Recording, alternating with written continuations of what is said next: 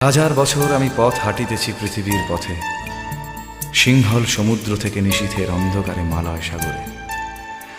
জীবন গিয়েছে চলে আমাদের 20 বছরের পার। তখন আবার যদি দেখা হয় তোমার আমার, তখন মুখোমুখি আমি আর শৈশব, মাঝখানে ব্যবধান 20 অথবা 30 অথবা 40 অথবা একা একা পথ চলা, একা একা কথা বলা, একা একা পথ চলা, একা একা কথা বলা।